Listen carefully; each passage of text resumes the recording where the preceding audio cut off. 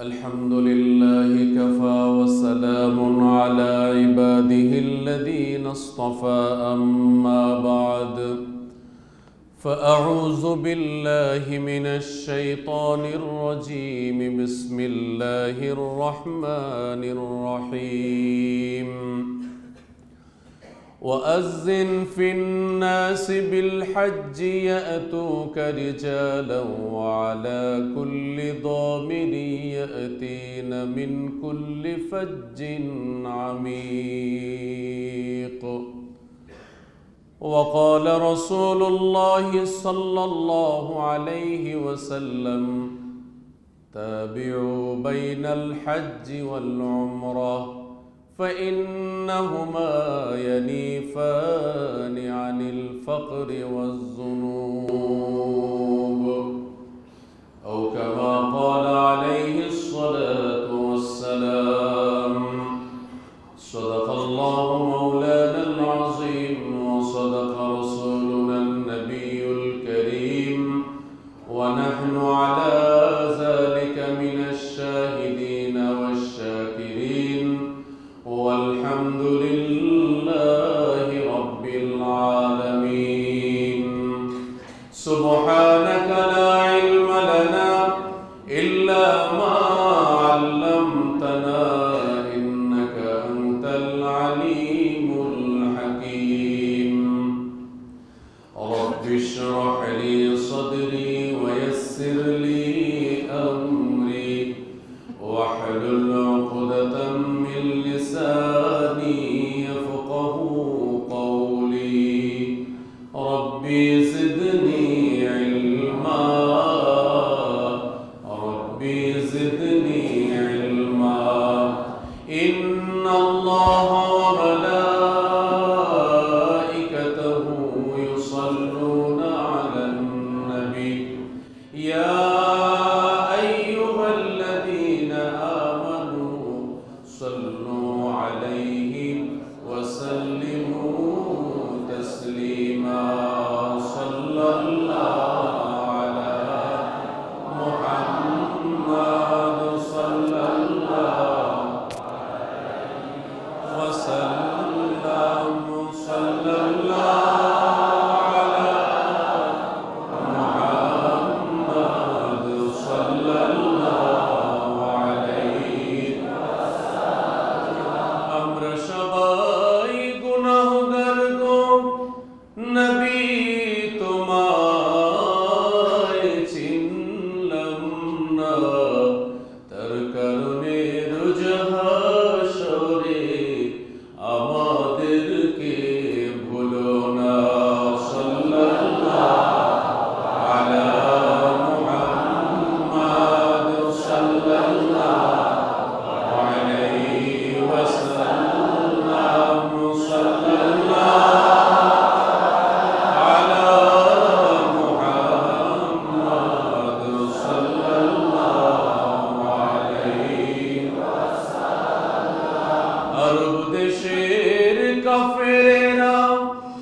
কতই ছিল ভাগ্যবান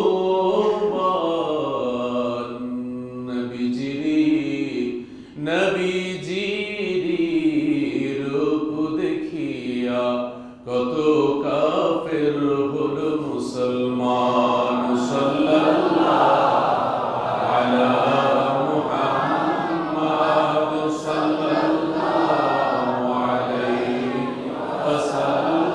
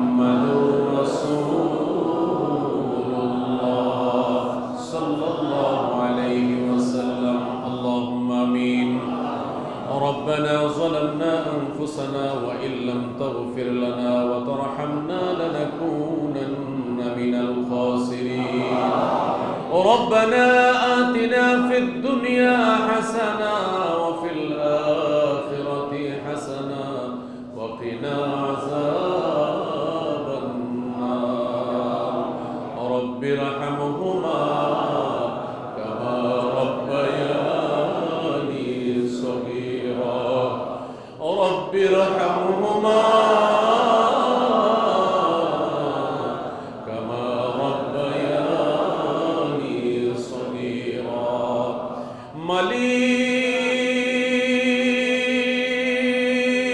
মালিক ও মেহেরবান মাওলা হজের মৌসুম রব্বুল আলামিন আয় আল্লাহ তাআলা তোমার মহব্বতের পাগল বান্দাদেরকে নিয়ে আল্লাহ গো আমরা তোমার শাহী দরবারে হাত তুলেছি মেহেরবানি করে আমাদের জীবনের সব গুনাহগুলো তুমি maaf করে দাও আয় আল্লাহ তাআলা বাইতুল্লাহ জিয়ারত করবার জন্য সাদা ইহরামের কাপড় পরে আমার দেশ থেকে গতকালকে আয় আল্লাহ প্রায় 300 উপরে হজ যাত্রী প্রথম চলে গেলেন আয় আল্লাহ সোনার মক্কা মদিনায় কবে আমাদের ডাক আসবে তোমার ঘর দেখার জন্য মালিক তোমার বন্ধু নবী পাকের কদম মোবারকে সালাম দেওয়ার জন্য আল্লাহ গো ওই কিসমত তুমি আমাদের সকলের করে দাও রব্বুল আলামিন সাদা ইহরামের কাপড় পরে মাথা খালি পা খালি সবাই বলে লাব্বাইক লাব্বাইক আল্লাহুম্মা লাব্বাইক আল্লাহ আমরা কবে বলবো মাবুদ গো তোমার ঘর আমাদেরকে তুমি না দেখাইয়া কবরে নিও না তোমার হাবিবের রওজা পাক না দেখাইয়া আমাদেরকে কবরে নিও না রব্বুল আলামিন আয় আল্লাহ আমাদের আপন স্বজন যে যেখানে কবরে শহীদ আল্লাহ তাদের সকলের কবরে তুমি রাখা দিয়া পৌঁছে দাও অনেকের মা নাই অনেকের বাবা নাই রব্বুল আলামিন পবিত্র দিন পবিত্র সময় তোমার মহব্বতের বান্দাদেরকে নিয়ে দুটো হাত তুলে রেখেছি আল্লাহ রব্বুল আলামিন যে সময় বাইতুল্লাহর ভিতরে হাজারো লক্ষ হাজিরা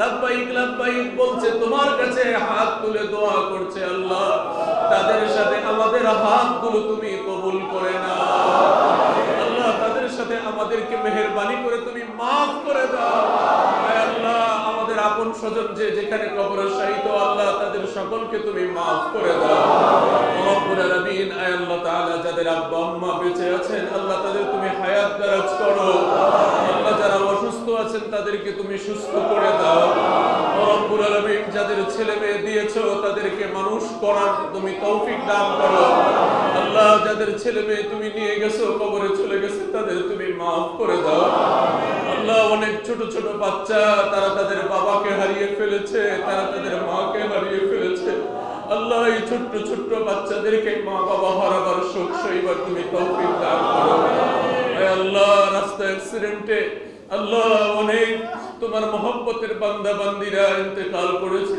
চলে গেছে আল্লাহ তাদের সকলকে maaf করে দাও হে আল্লাহ আমাদের দেশের উপরে খাস রহমত বরকত নাযিল করো হে আল্লাহ তাআলা বাইতুল্লাহ জিয়ারত করবার জন্য আমরা যারা নিয়ত করেছি রব্বুল আলামিন আমাদের সকলকে বাইতুল্লাহ জিয়ারত করা তুমি সহজ করে দাও আমাদেরকে আসান করে দাও আমাদের হজকে তুমি কবুল করে নিও আমাদের হজকে কবুল করে নিও আমাদের হজকে কবুল করে নিও রব্বুল আলামিন যারা গিয়েছে তাদেরকে আবার যাওয়ার যারা যায় নাই তাদেরকে যাওয়ার ব্যবস্থা তুমি করে দাও রব্বুল আলামিন আমাদের দোয়াগুলো প্যারা নবীর উসিলায় তুমি কবুল করে নাও সাল্লাল্লাহু তাআলা আলা খাইরি খালকিহি সাইয়্যিদিনা মুহাম্মদ ওয়া আলা আলিহি ওয়া সাহবিহি আজমাইন আল্লাহ অনেকে দোয়া চেয়েছেন অসুস্থ আল্লাহ তাদেরকে তুমি সুস্থ করে দাও দুনিয়ার সব চিকিৎসকের বড় চিকিৎসক তুমি আল্লাহ তোমার খাস রহমত দিয়ে তুমি সকলকে সুস্থ করে দাও। হে আল্লাহ, আমার বন্ধুরা অনেকে অসুস্থ, রব্বুল আলামিন তাদেরকে মেহেরবানি করে তুমি সুস্থ করে দাও। আল্লাহ, অনেকে অসুস্থতা নিয়েও আজকে নামাজ আদায় করার জন্য এসেছেন, রব্বুল আলামিন তাদের সকলকে মেহেরবানি করে তুমি সুস্থ করে দাও। আল্লাহ, এই হাতগুলোকে তুমি কবুল করে নাও। আল্লাহ, এই হাতগুলোকে তুমি কবুল করে নাও। হে আল্লাহ, যাদের মুখের দাড়িগুলো সাদা, যাদের মাথার চুলগুলো সাদা, রব্বুল আলামিন ধবধবে সাদা কাপড় পরে যারা তোমার ঘরে এসেছে, আয় আল্লাহ, সকলের আয় আল্লাহ এই বরকতময় হাতগুলোকে তুমি কবুল করে নাও। আয় আল্লাহ, সকলের মনের নেক আশাগুলোকে পুরা করে দাও। আয় আল্লাহ, সকলের আব্বা আম্মা যারা দুনিয়া থেকে চলে গেছেন তাদের সকলকে তুমি মাফ করে দাও। আয় আল্লাহ, যারা বিদেশে আছে আল্লাহ তাদের সকলকে তুমি হেফাজত করো। রব্বুল আলামিন আমাদের সকল দোয়াগুলো প্যারা নবীর ওসিলায় তুমি কবুল করে নাও।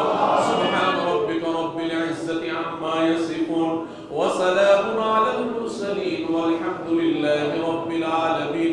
মওতের সময় নিদানের কালে আমাদের জবানে জারি করে দিও কালিমা তাইয়্যিবা লা ইলাহা ইল্লাল্লাহ মুহাম্মাদুর সাল্লাল্লাহু আলাইহি ওয়াসাল্লাম। আলহামদুলিল্লাহ, আল্লাহ পাকের দরবারে লাখো শুকর যে আল্লাহ সুবহানাহু ওয়া তাআলা আমাদেরকে আজকে পবিত্র জিলকদ মাসে জুমার নামাজ আদায় করবার জন্য সকলকে আমাদের star Mallika shopping complex AC মসজিদে সম্মিলিত হওয়ার তৌফিক দিয়েছেন। এজন্য আল্লাহ পাকের দরবারে কালিমাতুশ শুকর আমরা সকলেই আদায় করি আলহামদুলিল্লাহ। আল্লাহ রাব্বুল আলামিন বান্দা বান্দীকে পরীক্ষা করেন বিভিন্ন রকমের সিম্পটম দিয়ে, উপসর্গ দিয়ে, বিভিন্ন মাধ্যমে আল্লাহ রাব্বুল আলামিন বান্দা বান্দীকে পরীক্ষা করেন। তো তার ভিতরে একটা পরীক্ষা হলো অর্থ সম্পদ। এই অর্থ সম্পদ দিয়েও আল্লাহ রাব্বুল আলামিন বান্দা বান্দীকে পরীক্ষা করেন। যেমন কিছুদিন আগে ভূমিকম্প হয়ে গেল, তো এই ভূমিকম্প এটাও আল্লাহ পাকের একটা কুদরত, এটাও আল্লাহ পাকের বড় একটা পরীক্ষা যে এর ভেতরে মানুষের জন্য শিক্ষা রয়েছে অনেক। ইন্না ফি যালিকা লাআয়াতিন লিউলিল আলবাব। এই আয়াত সমূহের ভিতরে, নিদর্শনের ভিতরে, আল্লাহ পাকের এই কুদরত মানুষকে দেখানোর ভিতরে বুদ্ধিমান যারা তাদের জন্য রয়েছে শিক্ষা। সুতরাং কে আছে এখান থেকে শিক্ষা গ্রহণ করবে? আল্লাহ রাব্বুল আলামিন কালামে হাকিমেই জানিয়ে দিয়েছেন যে কে আছো তোমাদের ভিতর থেকে এই সব কিছু দেখে তোমরা শিক্ষা গ্রহণ করবা। যারা শিক্ষা গ্রহণ করে নেয় আল্লাহ রাব্বুল আলামিনের কাছে তারা পরীক্ষিত বন্ধু হয়ে যান। বলুন সুবহানাল্লাহ। এখন আমরা যদি এটা মনে করি যে বিভিন্ন সময়ের যে অসুখ বিসুখ আমাদের উপরে আসে অথবা বিভিন্ন রকমের পরীক্ষা আসে, আর এই পরীক্ষাগুলো মনে হয় আল্লাহ পাকের উপর থেকে মুসিবত, এটা মুসিবত না। আল্লাহ পাক পরীক্ষা করেন তার বান্দা বান্দীকে, রোগ দিয়ে পরীক্ষা করেন, মুসিবত দিয়ে পরীক্ষা করেন, অ্যাক্সিডেন্ট দিয়ে পরীক্ষা করেন, বিভিন্ন কিছু দিয়ে আল্লাহ পাক পরীক্ষা করেন। অন্যত্র আল্লাহ রাব্বুল আলামিন এটাও জানিয়ে দিয়েছেন, যহারাল ফাসাদু ফিল বাররি ওয়াল বাহরি বিমা কাসাবাত আইদিন নাস।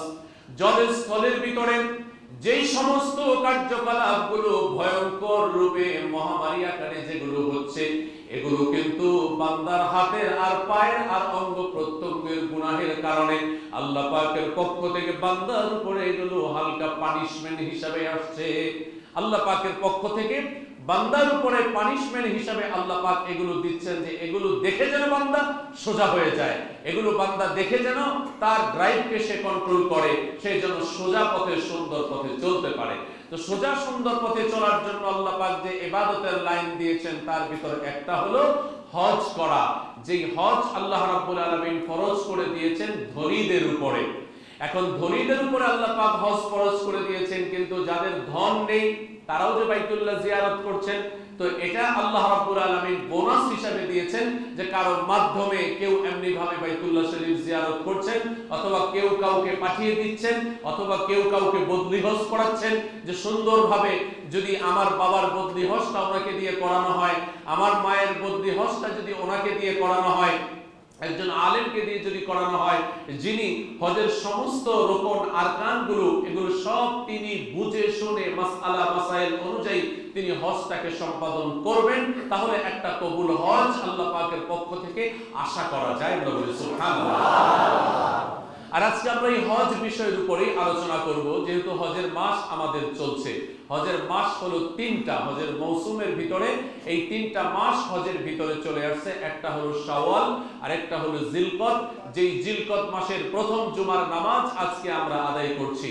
আর আলহামদুলিল্লাহ আমাদের দেশ থেকেও গতকালকে প্রায় 300-র উপরে 400-র কাছাকাছি হাজী সাহেবরা বাইতুল্লাহ শরীফ জিয়ারত করবার জন্য জেদ্দাতে ওনারা পৌঁছেছেন, এবং অনেকেই সেখানে গিয়ে প্রথম উমরাটা ওনারা করে ফেলেছেন। আমরা বলি আলহামদুলিল্লাহ। সর্বশেষ আমরা যে সংবাদটা জেনেছি যে যারা গিয়েছেন গতকালকে সকলেই সহি সালামতে জেদ্দা এয়ারপোর্টে ওনারা পৌঁছেছেন, এবং গতকাল থেকে যে আমাদের হজ ফ্লাইট শুরু হলো, ধারাবাহিকভাবে ইনশাআল্লাহ এর কার্যক্রম চলবে। আমিও আগামী জুমা আপনাদের সঙ্গে ইনশাআল্লাহ আদায় করব, তো বিদায় নিব। এর পরের জুমা ইনশাআল্লাহ আমরা মদিনা শরীফে আদায় করব। 13 তারিখে আমরা রওনা হচ্ছি বৃহস্পতিবার বিকাল 5টায় সৌদি এয়ারলাইন্সে। আল্লাহ পাক যেন আপনাদেরকেও বাইতুল্লাহ শরীফ এবং সোনার মদিনা শরীফ যেন আল্লাহ পাক বারবার জিয়ারত নসিব করেন। আমরা সকলে বলি আমিন। আবারও বলি সকলে আমিন। আমিন। আলহামদুলিল্লাহ। জানি না কাকে আল্লাহ পাক কতবার কবুল করে রেখেছেন, কাকে আল্লাহ রাব্বুল আলামিন কতবার কবুল করে রেখেছেন, এটা আল্লাহই ভালো জানেন। এটা আপনি কমাইতে পারবেন না কাউকে। আমি তো গত জুমায় এমন এক খুশির খবর পেয়েছি, সেটা এখনো পর্যন্ত ভিতরে গোপন আছে, যে আগামী বছর যেন বাইতুল্লাহ শরীফ জিয়ারত করার ব্যবস্থা হয়। যে সেই এক খবর ইনশাআল্লাহ আল্লাহ পাকের পক্ষ থেকে আমাদের এক ভাই উনি এইরকম বলেছেন যে ওনার বাবার জন্য যে হজ করার জন্য উনি আলোচনা করেছেন। তো যা হোক, এখন এবছর তো 35 জন আমার সঙ্গে যাচ্ছে। মালিক যদি কবুল করেন তো ইনশাআল্লাহ আগামী বছরও যাব। যখনই কাবা ঘর থেকে বিদায় নিয়ে আসি, যখন বলি আল বিদা, আল বিদা যখন বলি, তখন মুখ বলতে চায় না যে কখনোই যেন এটা না হয়, কিন্তু সাময়িক সময়ের জন্য একটু বিদায় নিয়ে কাবা থেকে আমরা আসি। আমি বলছি কাবা, আমার চোখের সামনে সেই 4 কর্নার বিশিষ্ট বাইতুল্লাহ শরীফ ঝলমল করছে।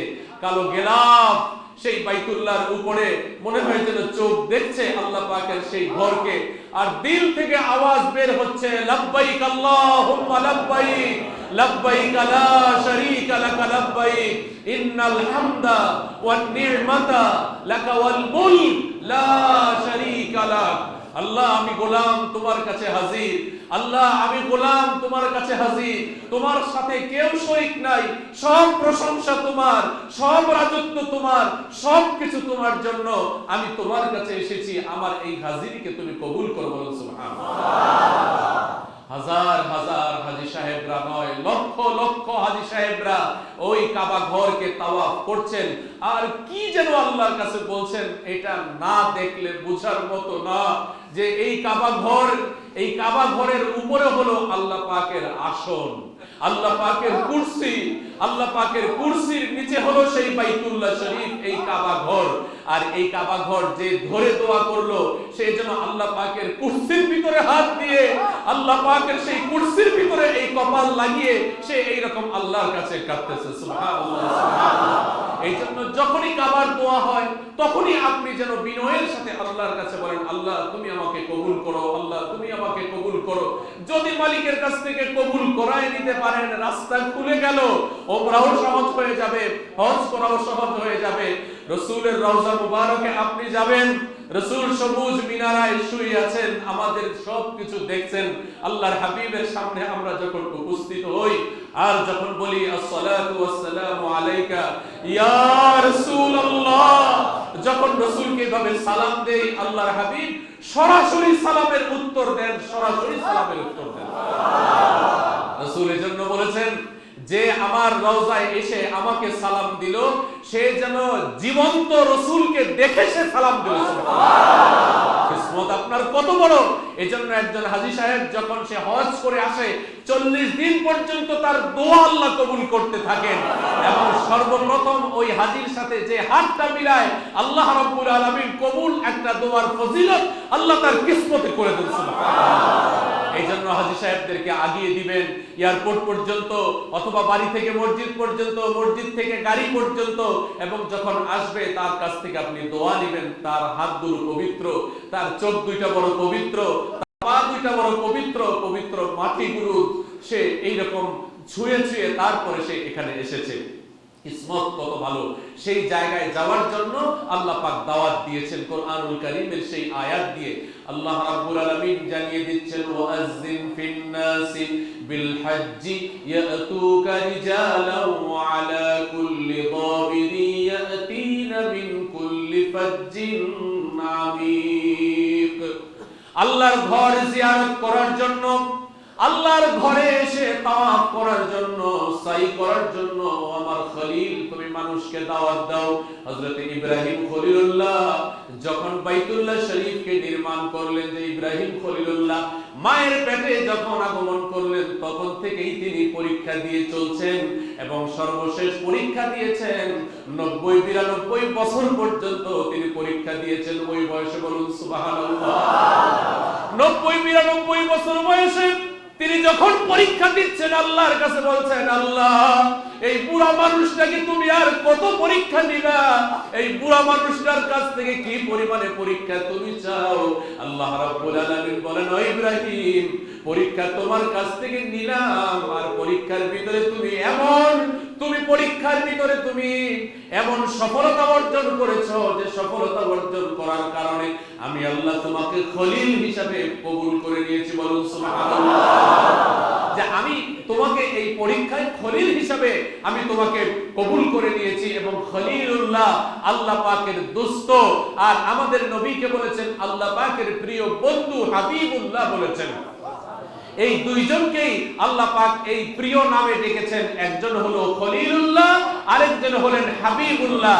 খলিলুল্লাহ হলেন হযরত ইব্রাহিম খলিলুল্লাহ, ইব্রাহিম আলাইহিস সালাতু ওয়াস সালাম, আর হাবিবুল্লাহ হলেন মুহাম্মদুর রাসূলুল্লাহ সাল্লাল্লাহু আলাইহি ওয়াসাল্লাম। যেই নবীকে আল্লাহ রাব্বুল আলামিন হাউজে কাউসার দিয়েছেন, যেই নবীর হাতের হাউজে কাউসারের পানি পৃথিবীর সমস্ত উম্মত পান করবে। জোরে বলুন সুবহানাল্লাহ। 1,24,000 নবী রাসূলকে আল্লাহ পাক এইটা দেন নাই, শুধুমাত্র আমাদের নবীকে আল্লাহ পাক এই গিফট করেছেন।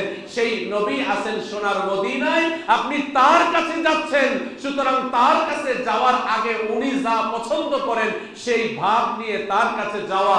তাহলে ওই মেজবান, আপনি যে মেহমান, আপনার সঙ্গে তিনি দেখা দিবেন। বলুন সুবহানাল্লাহ।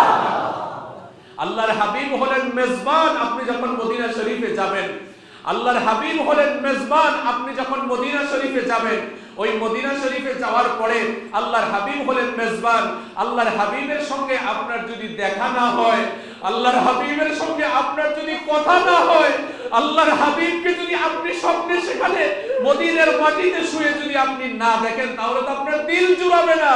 আর আল্লাহর হাবিব সেই মদিনার মাটিতে শুয়ে দেখেন যে কে কত সুন্দর নরম আচরণ এই মদিনার মাটিতে করছে, যার কারণে আমরা যখন জেদ্দা থেকে মক্কাতে যাই, মক্কা থেকে যখন আমরা মদিনাতে যাই, ওই মদিনাতে যাওয়ার আগেই রাস্তার ভিতরে লেখা আছে, রাস্তার দুই পাশে সাল্লু আলা মুহাম্মদ, সাল্লু আলা মুহাম্মদ। আল্লাহর হাবিবের উপরে দুরূদ পড়ো, যিনি নিজের পেটের কথা চিন্তা করেন নাই, যিনি তার বিবির কথা চিন্তা করেন নাই, নিজের মেয়ের কথা চিন্তা করেন নাই, নিজের সব চিন্তা বাদ দিয়ে শুধুমাত্র উম্মতের চিন্তা করে আল্লাহর হাবিব এই মদিনার মাটিতে কেটেছেন, এখনো কাঁদতেছেন। সুতরাং সেই আল্লাহর হাবিবের কাছে তুমি যে আসছো, ওইভাবেই তুমি আসো, যেইভাবে আল্লাহর হাবিব তার জীবনটাকে সুন্দর করে সাজিয়েছিলেন, এইভাবে তুমি আসো। এজন্য ইব্রাহিম খলিলুল্লাহকে আল্লাহ রাব্বুল আলামিন জানিয়ে দিলেন ওয়াআযযিন ফিন নাস, সমস্ত মানুষের ভিতরে। এখানে বলেন নাই যে মুসলমানকে তুমি হজ করার জন্য দাওয়াত দাও, তুমি মানুষকে দাওয়াত দাও। ওয়াআযযিন ফিন নাস, তুমি মানুষকে দাওয়াত দাও, কাবা ঘরের কথা তুমি বলো। মানুষকে যখন কাবার কথা বলবা, মানুষকে যখন ইসলামের কথা বলবা, হতে পারে ও মুসলিম, হতে পারে হিন্দু, হতে পারে খ্রিস্টান, হতে পারে সে বৌদ্ধ, কিন্তু আল্লাহর হাবিবের কথা যখন সে শুনবে, যখন সে কাবার কথা শুনবে, আর এই কথা শুনবার পরে ওই মানুষের দিল পরিবর্তন হয়ে যাবে। এই দাওয়াতের দ্বারা দিল যখন পরিবর্তন হবে, তখন ঈমান আনা তার উপরে সহজ হবে। আর ঈমান যখন সে আনবে, সে তো তখন জান্নাতি হয়ে গেল। আল্লাহর হাবিবকে জানিয়ে দিয়েছেন সূরা পবিত্র কোরআনুল কারীমের ভিতরে আল্লাহ পাক জানিয়ে দিলেন যে আমি ইব্রাহিম খলিলুল্লাহকে দিয়ে এই দাওয়াত দিয়েছিলাম, মুআযযিন ফিন নাস বিল হজ্জি, তুমি হজের জন্য ও আমার খলিল তুমি মানুষকে তুমি দাওয়াত দিয়ে দাও। তো এখন মানুষকে দাওয়াত দেওয়ার পরে এখন বিভিন্ন দেশ থেকে হজের ভিতরে আমরা দেখি যে যেই পরিমাণে গোটা ওয়ার্ল্ড থেকে এখানে হাজী সাহেবরা আসছেন, মেহমানরা আসছেন, আলহামদুলিল্লাহ এক এক দেশ থেকে এক এক রঙের হাজী সাহেবরা আসছেন, এক একজনের ভাষা এক এক রকম, কিন্তু সবাই যখন নামাজে দাঁড়িয়ে গেল তখন তো সকলেই এমনি ভাবে আরবি ভাষায় তারা এইরকম কোরআনুল কারীমকে তেলাওয়াত করছেন। আর ইমাম সাহেব এত মধুর কণ্ঠে তেলাওয়াত করছেন, কিভাবে 2 ঘন্টা, 1.5 ঘন্টা, 2.5 ঘন্টা, সোয়া 2 ঘন্টা আপনার তারাবির নামাজে চলে যাচ্ছে, কোনো খবরও নাই। এরপরও বলেন যে আরেকটু যদি তেলাওয়াত শুনতে পেতাম, আরেকটু যদি তেলাওয়াত হতো, তাহলে মনটা মনে হয় আরো ভালো লাগতো।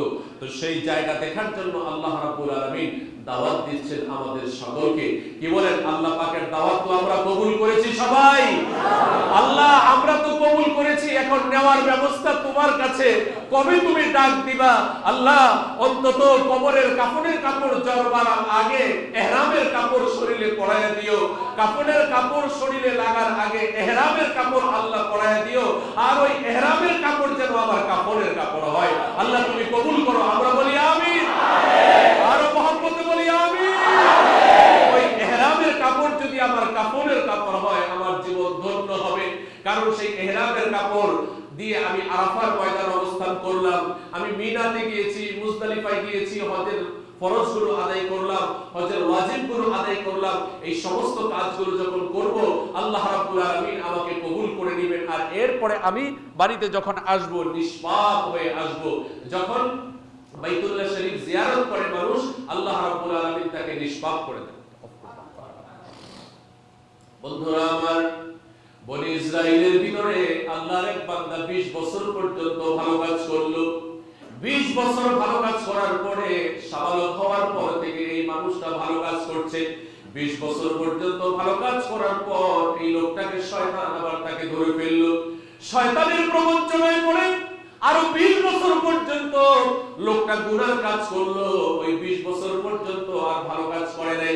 40 বছর এইরকম গুনাহ আর নেক আমলের ভিতরে কাটাবার পরে আল্লাহ রাব্বুল আলামিনের কাছে ফরিয়াদ করলো। সে যখন আয়নার সামনে চলে গেছে, ঘরের ভিতরে দেখতে পেল আয়নার সামনে দাঁড়িয়ে মাথার চুলগুলো অনেকটা মনে হয় যেন সাদা সাদা হয়ে গেছে। এপাশের চুলগুলো মনে হয় সাদা হয়ে গেছে, এপাশের চুলগুলো সাদা রং দেখা যায়। এখন আয়নাকে সামনে রেখে জিজ্ঞাসা করে, মাথার চুল তো সাদা দেখা যাচ্ছে, আর কত তুমি পাগলামি করবা? এবারে মনে মনে সংকল্প নিয়ে বলেন, আমি আর গুনাহ করব না। প্রথম যে 20 বছর ভালো পথে ছিলাম, সেই পথেই আমি এমনি ভাবে আবার চলে যাব।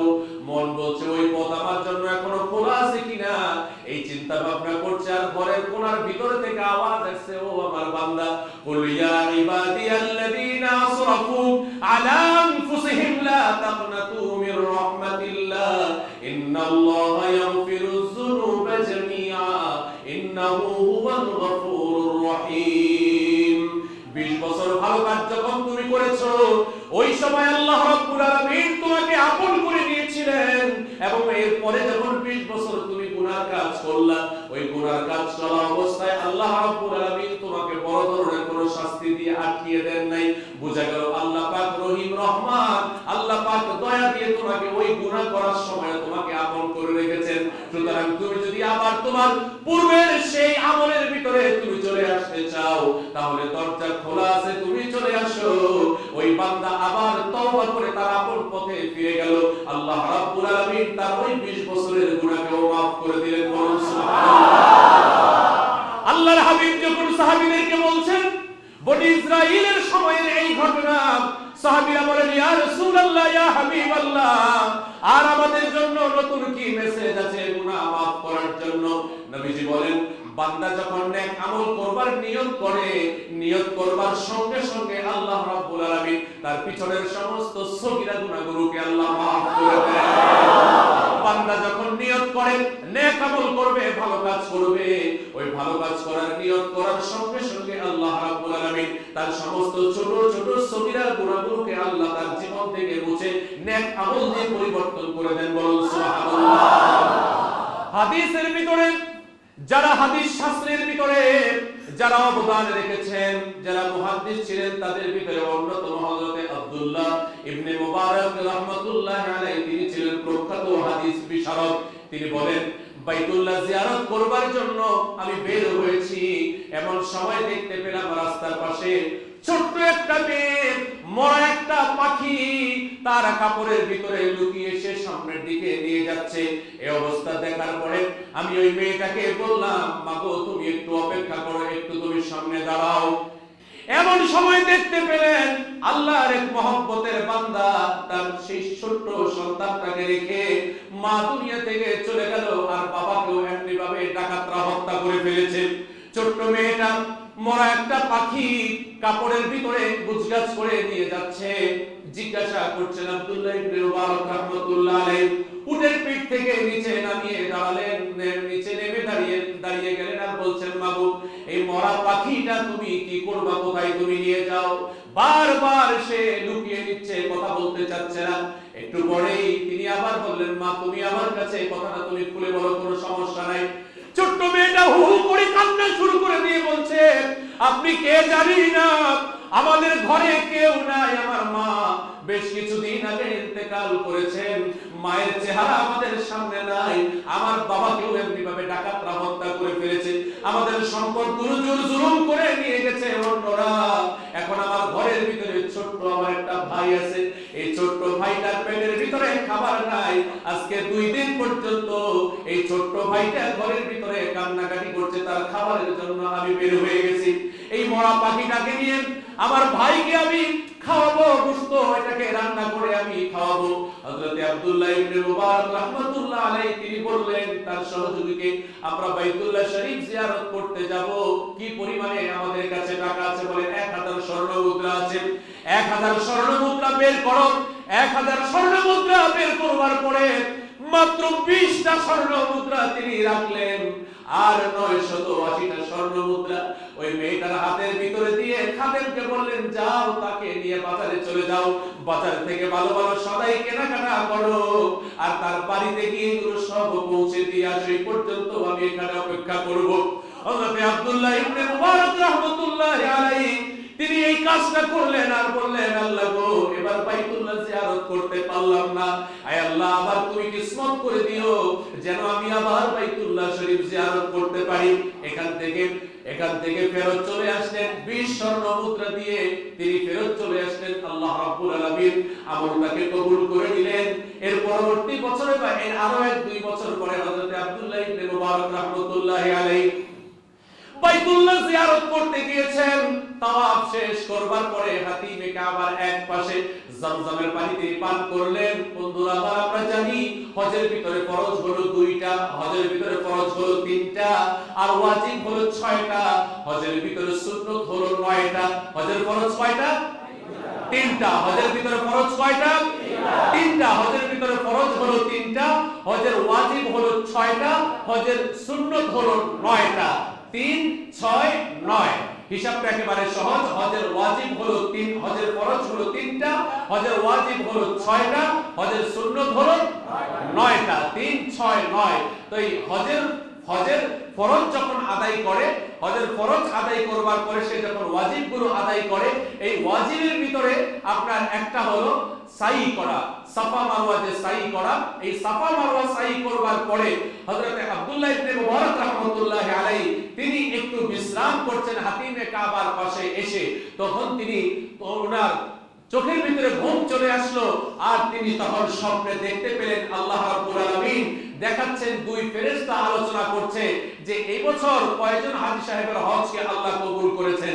একজন ফেরেশতা আরেকজন ফেরেশতাকে জিজ্ঞাসা করছে, বলে আমি তো কিছুই জানি না।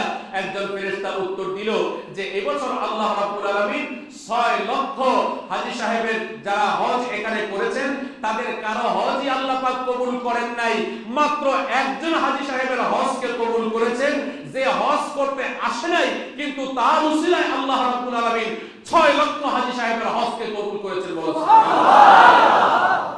এখন জিজ্ঞাসা করছেন একজন আরেকজনকে যে যিনি হজ করতে আসেন নাই কিন্তু তার উসিলায় 6 লক্ষ হাজীর হজকে কবুল করেছেন আল্লাহ।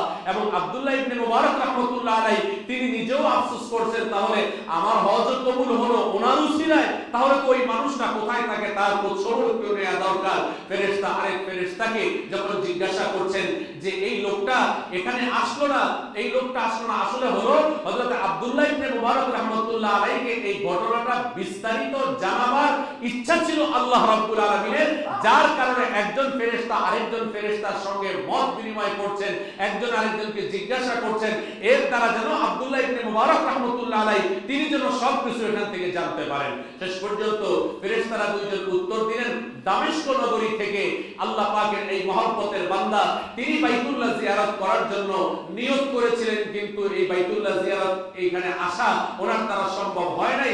আল্লাহ পাক ওই জায়গায় থেকে সে যে আমল করেছে ওই আমলের উসিলায় আল্লাহ রাব্বুল আলামিন তার হজকে কবুল করেছেন। একজনের উসিলায় 6 লক্ষ হাজী সাহেবের হজকে আল্লাহ কবুল করে নিয়েছেন।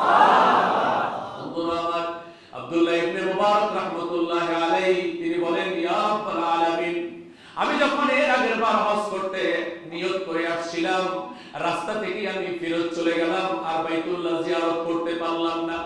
এর পরবর্তীতে আবার যখন বাইতুল্লাহ জিয়ারত করবার জন্য আসলাম, এখনো বুঝতে পারলাম হজ আমার কবুল হয় নাই, কিন্তু কবুল হলো আরেকজন হাজী উসিলায়, তার নামটা একটু আমি জানবো, তার বাড়িঘর কোথায় তাকে আমি একটু দেখবো।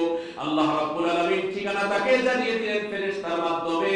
দামেস্ক নগরীতে হযরত আলী ইবনে মুআফিক, আল্লাহ পাকের এক মহব্বতের বান্দা হযরত আলী ইবনে মুআফিক রাহমাতুল্লাহি আলাইহি, যিনি দামেস্ক নগরীতে যিনি অবস্থান করতেন, তিনি এমনি ভাবে দিন সপ্তাহ অতিক্রম করে চলে গেলেন সেই দামেস্ক নগরীতে। হযরত আব্দুল্লাহ ইবনে মুবারক রাহমাতুল্লাহ আলাইহি মানুষটা কেমন দেখতে, কেমন তার আমলটা কি কাজ করে, সে কোন কাজের বিনিময়ে আল্লাহর কাছে তার মর্যাদা এত বেশি, বলুন সুবহানাল্লাহ।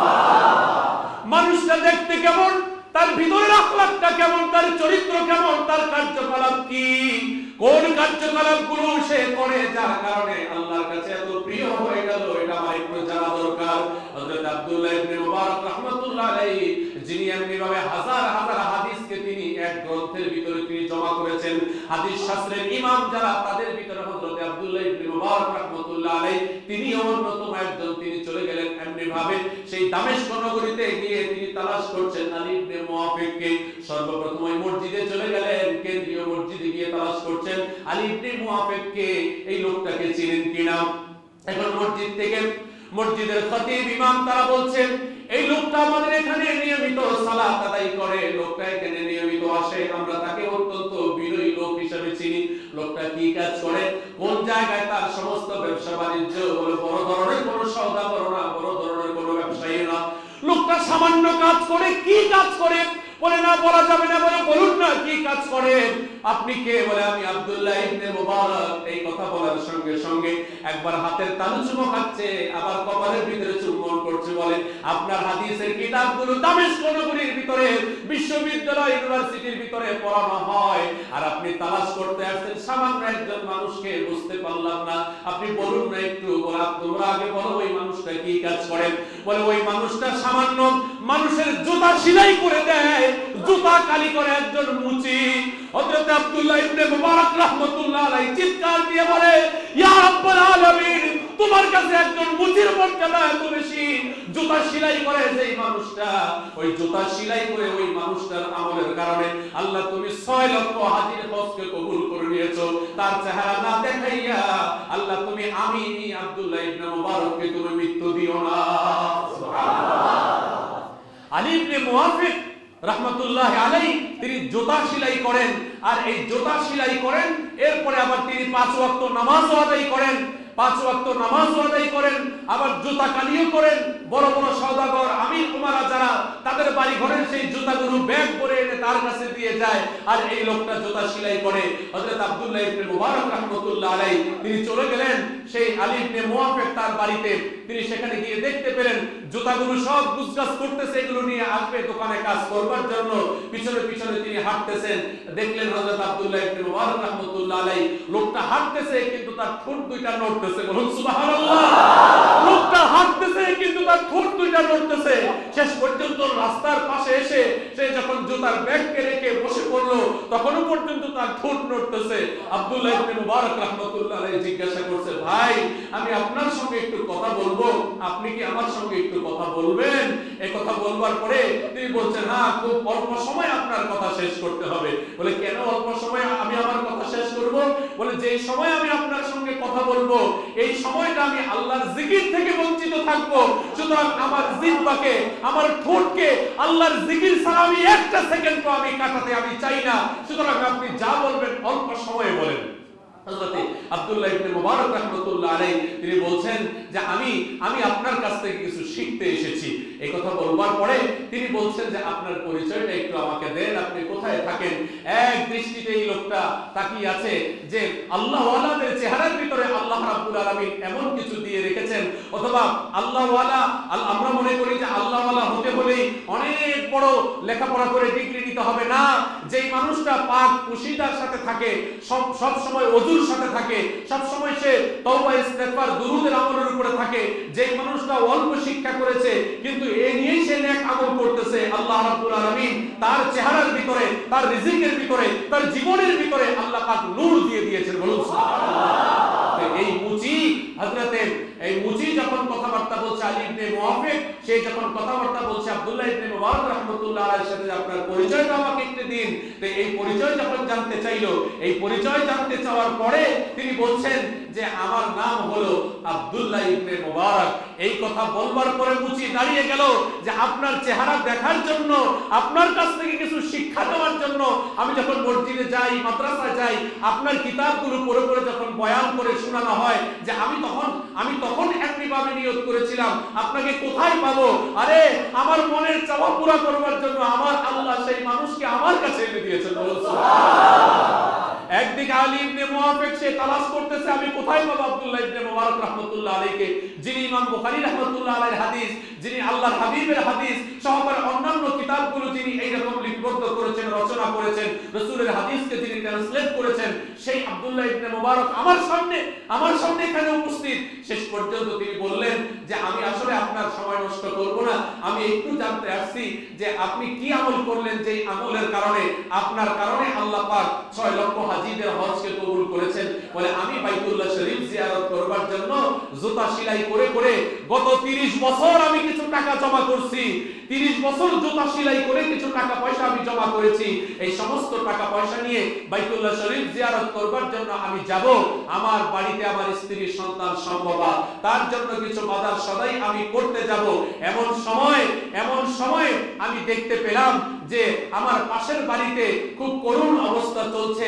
এক মহিলা, তার ঘরের ভিতরে খাবারের ভালো কোনো ব্যবস্থা নেই, বাচ্চাদের বড় অসুবিধা।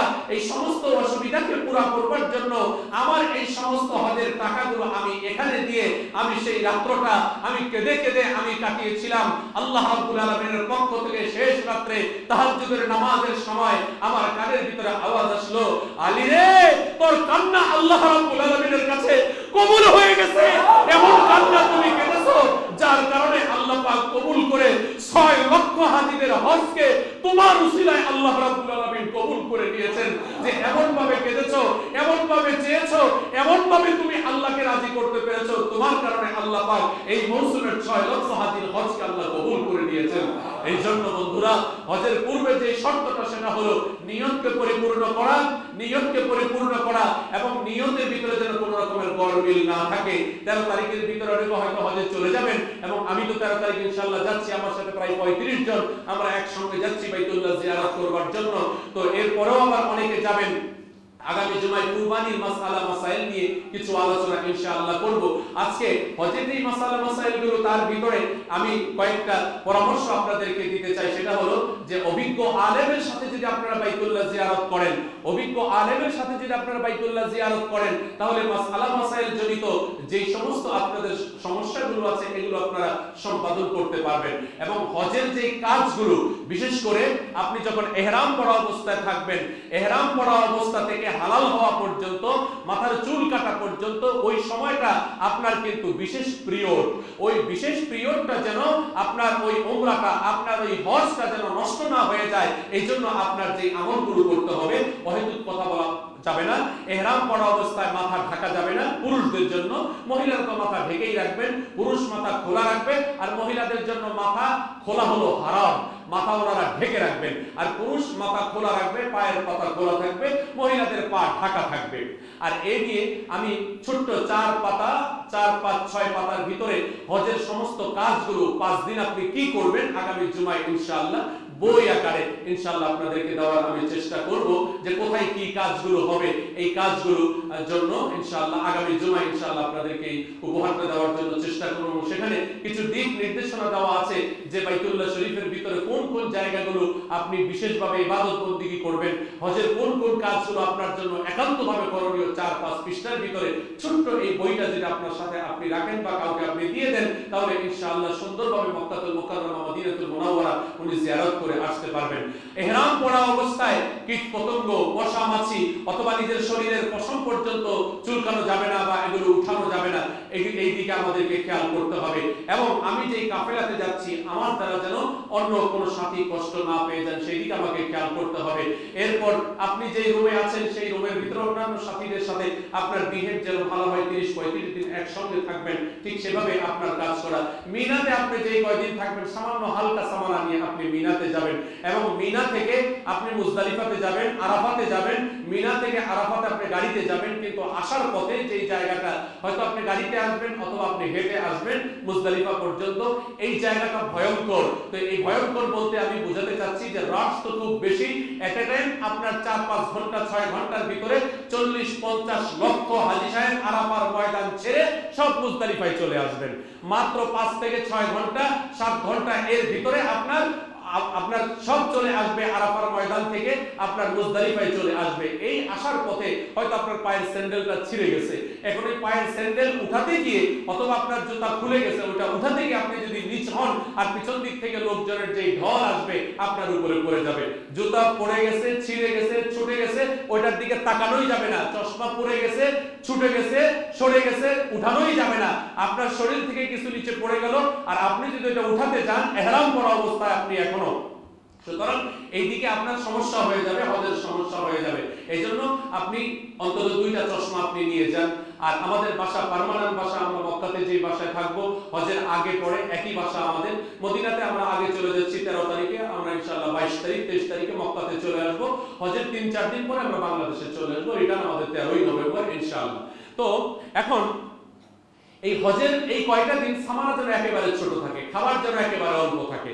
একেবারে অল্প খাবারে আপনার টয়লেটে আপনি যত কম যাবেন, কাপড় তত পরিষ্কার বেশি থাকবে। টয়লেটের যে লম্বা লাইন, আমাদের বাংলাদেশি হাজী সাহেবরা ওনারা কমোড ভালো করে ব্যবহার করতে জানেনও না, শাওয়ার কিভাবে ব্যবহার করতে হয় এটাও অনেকে জানেন না। মানে একেবারে হেরামের কাপড় ময়লা দিয়ে আপনার সব দিয়ে একদম নষ্ট করে ফেলে। প্লেনের ভিতরেই, প্লেন ছাড়ার 1 ঘন্টা পরেই আপনার এই অবস্থা হয়ে যায়। প্লেন ছাড়ার 1 ঘন্টা পরে যে কমোড ব্যবহার করার পরে এটার ফ্লাশটা কিভাবে করতে হয় এটাও অনেক হাজী সাহেবরা জানেন না, যারা আপনার সেই প্রত্যন্ত গ্রাম অঞ্চল থেকে আসছেন। উনিও যেই প্লেনে, আপনিও সেই প্লেনে, উনিও যেই টয়লেটে যাচ্ছেন, আপনিও সেই টয়লেটে যাচ্ছেন। সুতরাং এখন এই অবস্থার ভিতরে যদি টয়লেট খুব আপনার নোংরা হয়ে যায়, আর আপনি ইহরামের কাপড় পরা, ওই ইহরামের কাপড়ে যদি আপনার পেশাব পায়খানার এক অংশ লেগে যায়, এগুলো আপনি ধুইলেন না, এই নাপাক অবস্থায় আপনি প্লেনে নামাজ পড়তেছেন, আর এই নাপাক অবস্থায় এই নাপাক কাপড় নিয়েই আপনি কাজগুলো করলেন।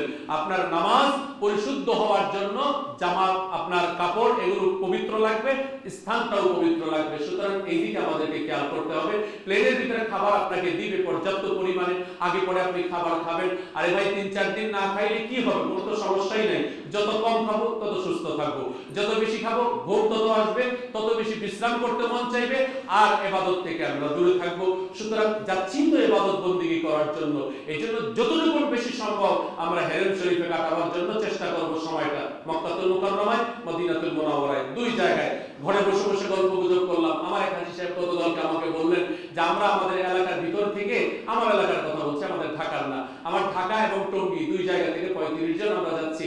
আমার এই টঙ্গীর এই হাজী সাহেব বললেন যে আমাদের এলাকা থেকে যে আরো 7-8 জন, 8-9 জন আমরা যাচ্ছি, আমাদের আমি যে বাসাটায় থাকি আমার আশপাশ থেকে, বলছে ওনাদের সাথে কাউকে আমাকে রাখেন না। আমি বললাম কেন এই কথা বললেন? বলছে তাহলে রুমের ভিতরে আসার পরে রাজনৈতিক আলোচনা, ওই জমিনি আলোচনা, এই আলোচনা, এই আলোচনা, এগুলো করার জন্য তো আমি যাচ্ছি না, আমি যাচ্ছি তো হজ করার জন্য। সুতরাং অপরিচিত মানুষের সাথেই যদি আমি থাকি তাহলে আমার ইবাদত বন্দেগী করতে আমার ভিতর প্রাণ বেশি আসবে।